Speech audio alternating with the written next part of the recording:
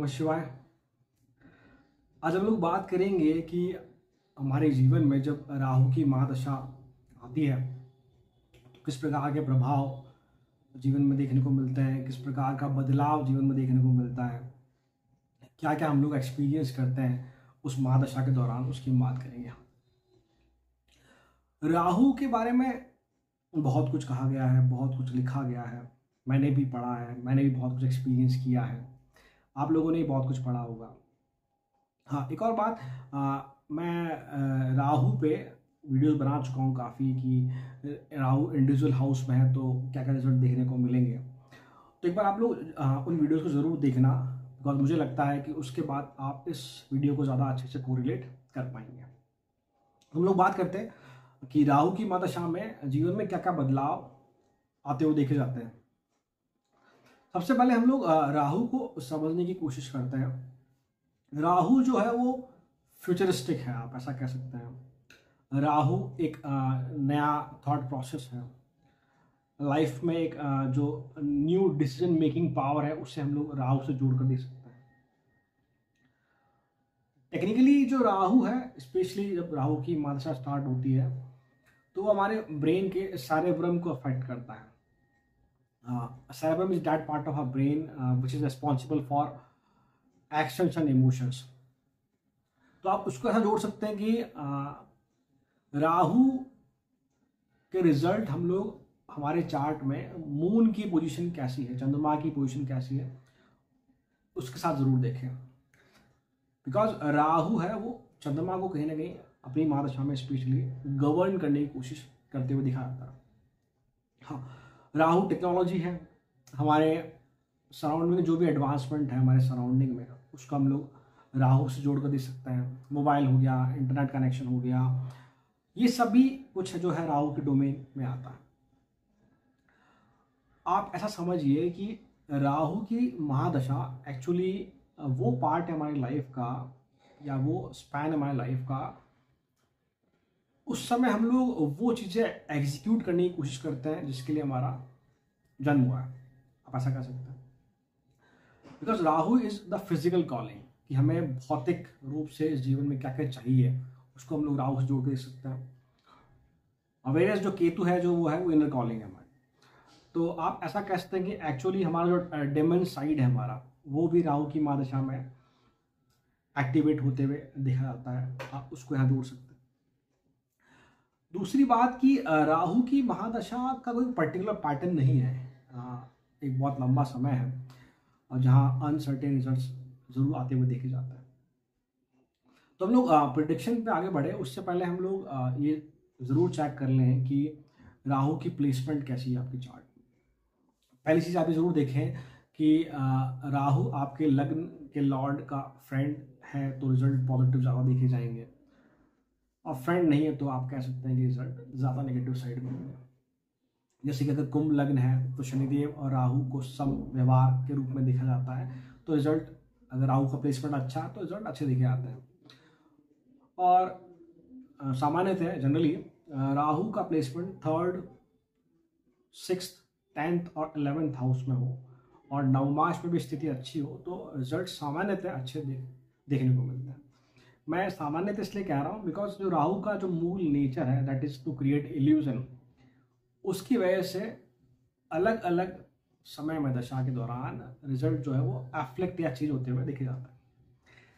और जो prominent time है जो राहु के रिजल्ट देखने का, या जो रिजल्ट दिखते हैं, जो चेंजेस हमारी लाइफ में है, वो शुरू के 3 वर्ष में आप कह सकते हैं, शुरू के 2-3 साल में ज़्यादा इफेक्टिव होते हैं और लास्ट के 2-3 साल में ज़्यादा इफेक्टिव होते हुए दिखे जाते हैं। हाँ, एक और बात कि कलयुग में Rahu is very dominating, we can say Rahu is the king of Kalyuga. Rahu is a giver also, Rahu हमें बहुत कुछ प्रदान भी करता है। जैसे कि अगर आपके चार्ट में राहु एरी साइन में है, जैसे कि हम कहें कि 3, 7 या 11 नंबर की राशि में बैठे हैं, तो डेफिनेटली राहु आपको एक स्ट्रॉन्ग इंटेलिजेंस, एक स्ट्रॉन्ग एनालाइजिंग एनालिटिकल पावर देते हुए देखा जाता है।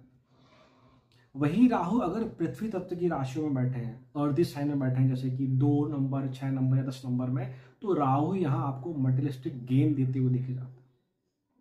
आप ये चीज चेक करें अपनी कुंडली में।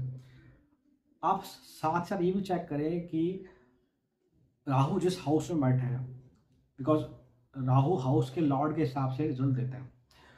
तो हाउस के लॉर्ड कहीं 6, 8, 12 में तो नहीं बैठे हैं, तो रिजल्ट नेगेटिव हो सकता है। और राहु का कंजंक्शन कहीं ग्रह मारक ग्रह के साथ तो नहीं है, तो रिजल्ट नेगेटिव दिखे जा सकता है। हाँ, अगर राहु हाउस में अकेले हैं तो it is the purest form of result, तो फिर वो एक बहुत ज़्यादा स्ट्रांगली इंडिविजुअल रिजल्ट देते हुए देखे जाएंगे, ऐसा हम कर सकते हैं। तो आप इन चीज़ों को जरूर चेक करें। अब हम बात करते हैं कि किस प्रकार की चीज़ें ड्यूरिंग द महादशा होती हुई देखी जाएगी।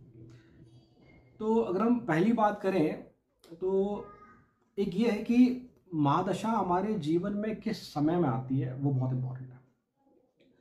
बिकॉज हमारी जो एज है, हर पर्टिकुलर एज के दौरान हमारा मेच्योरिटी लेवल और मेंटल स्ट्रेंथ वो डिफरेंट डिफरेंट है, तो उसके हिसाब से भी राहु काम करता है।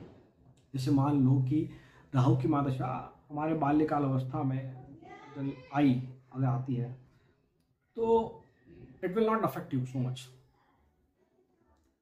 राहु की महादशा मान लो कि हमारे जीवन में जब हम लोग स्टूडेंट हैं उस दौरान आती है, तो हो सकता है उस समय कि हमारा ध्यान जो पढ़ाई में ना लगे। इवन मैं ये भी कहना चाहूँगा कि हम लोग लेजी हो जाएं, आलसी हो जाएं, या हमारा इन्वॉल्वमेंट रॉन्ग डायरेक्शन में हो जाए, ऐसा होता हुआ देखा जाता है जब राहु की महादशा हो। और ख़ासकर वो जो हमारा स्टडी पीरियड है, जिसे हम लोग कहते हैं कि 15 से लेकर 25 साल जो हमारा मेजर टाइम है पढ़ाई का, उस दौरान अगर होता है तो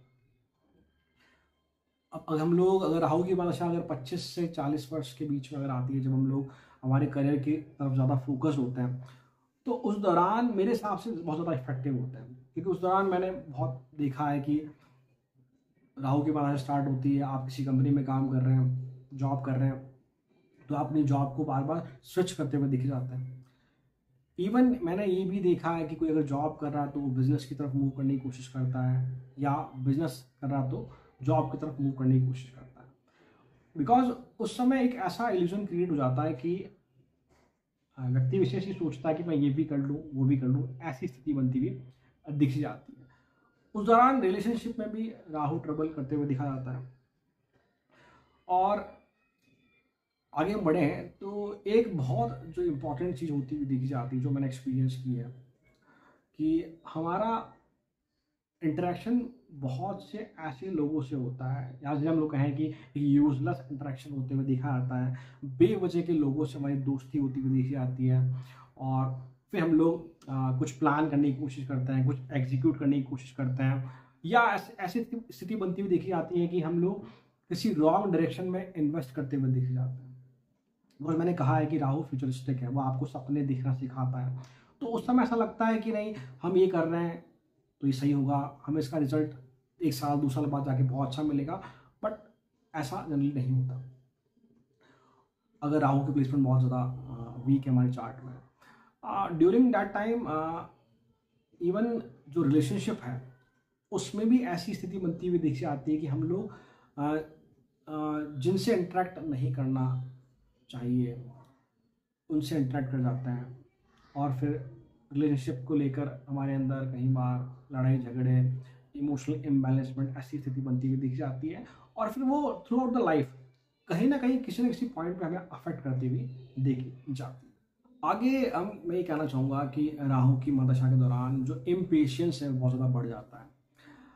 आप इसको ऐसा जोड़ सकते हैं कि पहले जो व्यक्ति विशेष राहु की महादशा से पहले जो मंगल की महादशा में था, तो उस दौरान जिस काम को पहले लोगों की सलाह के साथ करता था, बड़ों से पूछ के करता था, अब शायद वह डिसीजन खुद से लेने लग जाए, ऐसी स्थिति बनती हुई देखी जाती है। और आप इसको ऐसा भी कह सकते हैं कि जैसे मैंने पहले भी कहा है कि job to business, business to job, ऐसे जो है ये एक डिसीजन इम्बैलेंसमेंट होता हुआ देखा जाता है। बहुत सारे स्ट्रॉन्ग इमोशनल चेंजेस आते हैं, खास करके आपके शुरू के 1-2 वर्षों में या लास्ट के 1-2 वर्षों में महादशा के दौरान, कि आप ऐसा कह सकते हैं कि आपका पहले मान लो कोई व्यक्ति विशेष जिसका कॉन्फिडेंस बहुत कम था, एकदम से तो कॉन्फिडेंस बहुत ज़्यादा एक्सट्रीम हो जाए, या किसी का पहले कॉन्फिडेंस बहुत एक्सट्रीम था, ड्यूरिंग द महादशा वो लेजी हो जाए या कॉन्फिडेंस बहुत कम हो जाए, ऐसी स्थिति बनती हुई दिखी जाती है। आप इसको ना ऐसा समझिए कि कहीं ना कहीं हमारे समक्ष एक तरह का इल्यूजन क्रिएट होता हुआ देखा जाता है। जब मैंने पहले भी कहा कि हमें लगता है कि मैं ये भी कर लूँगा, वो भी कर लूँगा, ऐसी स्थिति बनती हुई देखी जाती है। हमारा सडन जो है बिहेवियर चेंज हो जाता है। आप ऐसा समझते हो, पहले कोई व्यक्ति किसी बहुत लेजी था तो वो बहुत एक्स्ट्रा ऑर्डिनरी हो जाता है, या बहुत एक्स्ट्रा ऑर्डिनरी था तो वो लेजी हो जाता है। हम गलत गलत वे में फाइनेंशियल लॉसेस की तरफ बढ़ते हुए दिखे जाते हैं। जैसा मैंने पहले भी कहा कि हम लोग रॉन्ग डायरेक्शन में इन्वेस्टमेंट करते हुए दिखे जाते हैं। हमारी जो इच्छाएं हैं वो ऑब्सेशन में बदलती हुई देखी जाती है।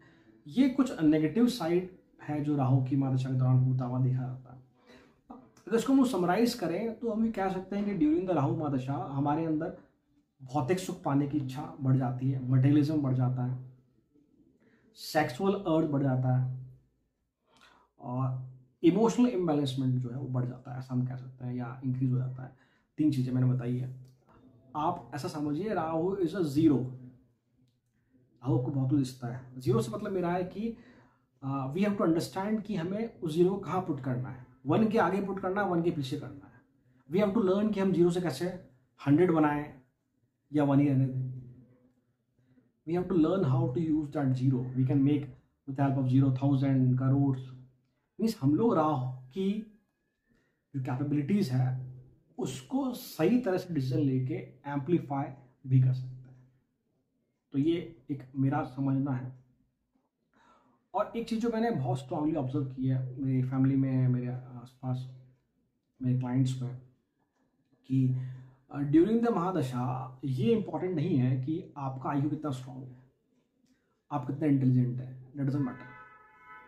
During the Rahu mahadasha this is more important कि आपका EQ, इमोशनल क्वेश्चन कितना स्ट्रांग है, कि आप विपरीत परिस्थिति में भी किस प्रकार का डिसीजन लेते हैं। आपका SQ कितना स्ट्रांग है, आपका स्पिरिचुअल क्वेश्चन कितना स्ट्रांग है, कि आप अपने आप को पॉजिटिव डायरेक्शन में कितना रख पाते हैं। मेरे हिसाब से EQ, SQ are more important rather than IQ during the Rahu महादशा।